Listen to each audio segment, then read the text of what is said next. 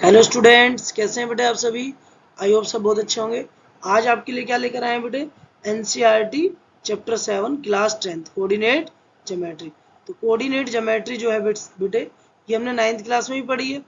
ठीक है, तो हम देखते हैं कोऑर्डिनेट ज्योमेट्री जो है उसको कैसे हम समझते हैं और कोऑर्डिनेट ज्योमेट्री जो है वो है क्या। तो जो हमने 9th क्लास में कोऑर्डिनेट ज्योमेट्री पढ़ी थी उसमें हम क्या करते थे, किसी पॉइंट की पोजीशन निकालते थे। तो बेसिकली कोऑर्डिनेट ज्योमेट्री है ही क्या है बेटे, बेसिकली यही है। तो इसमें क्या करते हैं, इट इज यूज्ड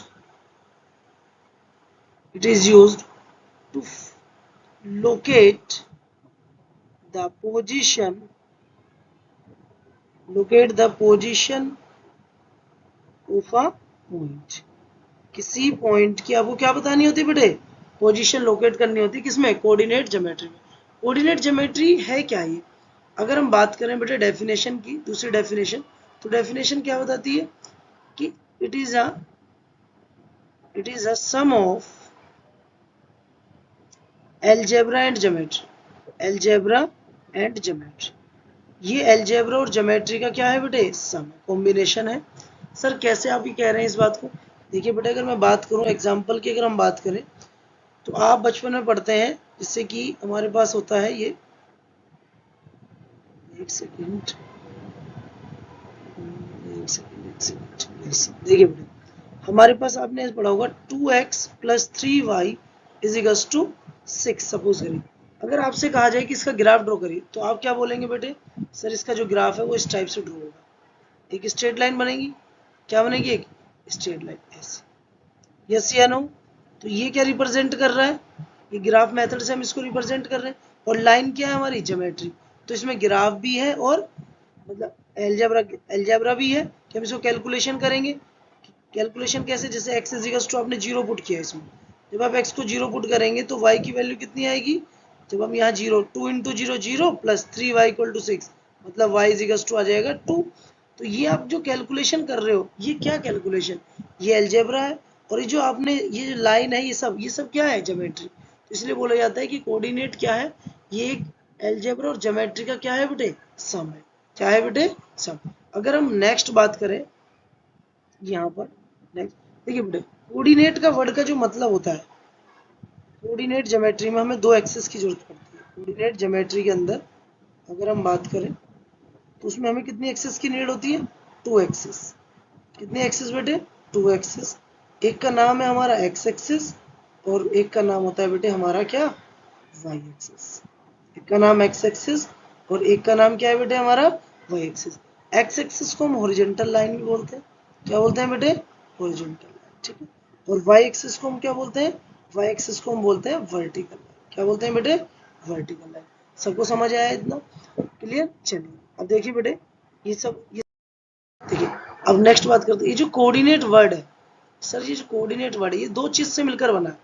वो दो चीजें क्या है, एक होता है एबेसिसा। क्या होता है बेटे, एबेसिसा, जिसको हम बोलते हैं एक्स कोऑर्डिनेट। क्या बोलते हैं, एक्स कोऑर्डिनेट। ठीक है, नेक्स्ट है हमारा, एक होता है हमारा बेटे ऑर्डिनेट।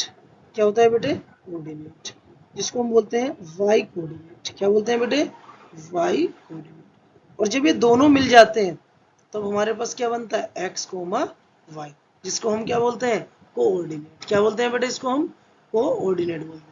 क्लियर है सबको बेटे।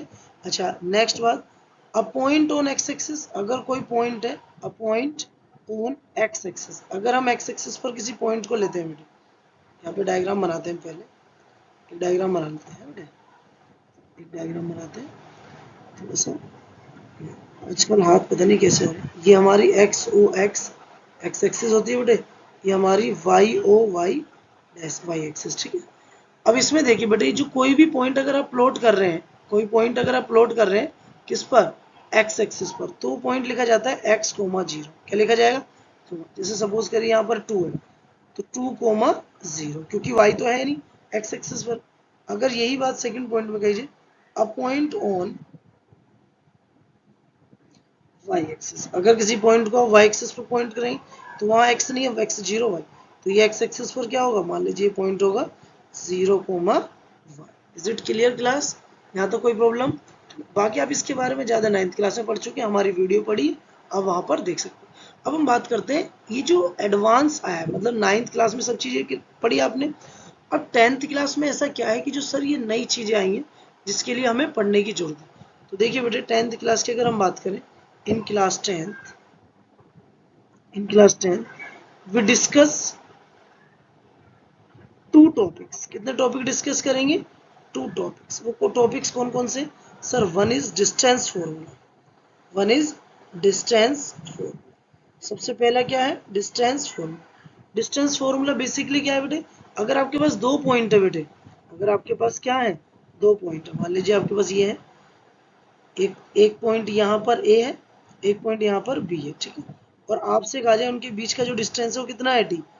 तो आप वो डिस्टेंस निकालिए। तो उसका फॉर्मूला हमारे पास होता है distance is equals to under root x2 minus x1 का square plus y2 minus y1 का स्क्वायर। ये हमारा डिस्टेंस फॉर्मूला है, ठीक है। अभी अब इसको जब सेपरेटली पढ़ाएंगे तब और अच्छे से बताएंगे, ठीक है। चलिए नेक्स्ट टॉपिक है सर, वो क्या है? नेक्स्ट टॉपिक है हमारे पास सेक्शन फॉर्मूला। कौन सा formula sir? Section formula. Section formula कहाँ पर अप्लाई होता है? जहां पर हम डिवाइड की बात करते हैं। किसकी बात करते हैं बेटे? डिवाइड की। किसकी बात करते हैं? डिवाइड की, रेशियो की। किसी चीज को आपने देखा होगा, आपके पापा और भी 2-3 भाई होंगे, जब चीजें बटी तो आधी आधी मिली। तो बंटवारा होता है, मतलब जहां पर चीजें बांटते हैं। आप क्लास में गए, आपके पास एक चॉकलेट है, आपके पास 3 फ्रेंड है, तीनों फ्रेंड्स को आपने इक्वली डिवाइड किया, तो वहां पर भी क्या लग सकता है? सेक्शन फॉर्मूला हम अप्लाई कर सकते हैं, ठीक है। डिस्टेंस फॉर्मूला तो बहुत ईजी है, डिस्टेंस लिखा आएगा तब लगाए।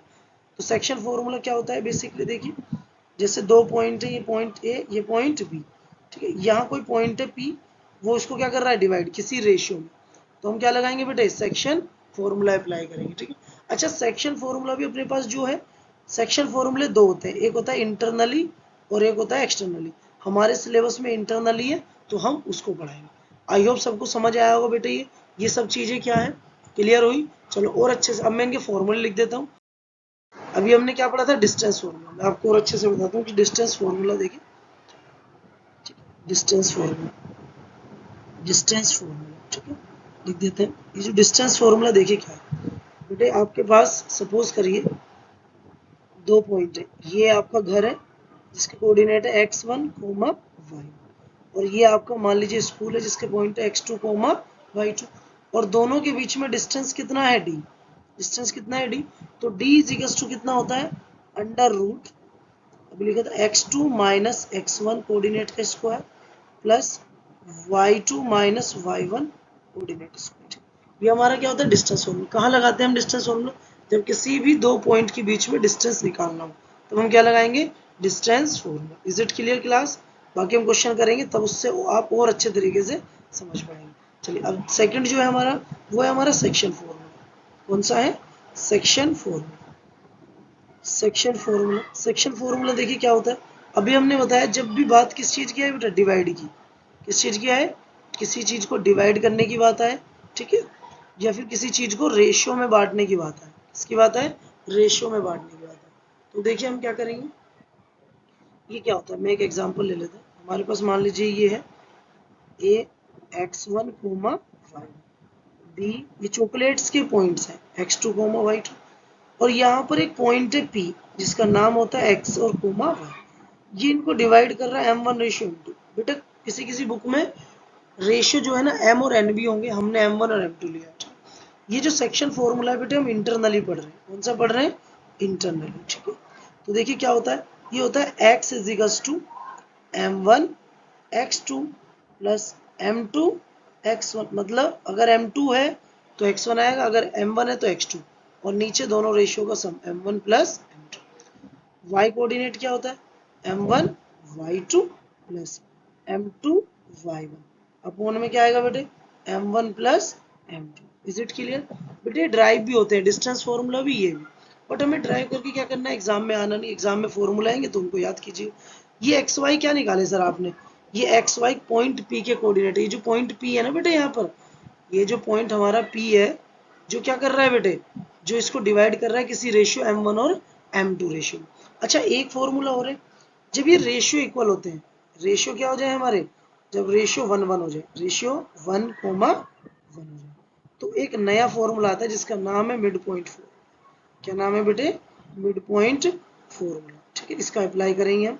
तो ये मिड पॉइंट फॉर्मूला, ये सेम जो सेक्शन फॉर्मूला हमने लिखा इसमें m1 m2 1 1 रख दीजिए, तो मिड पॉइंट ये x2 प्लस x1 अपॉन में 2 और y equals to y2 plus y1 upon में 2।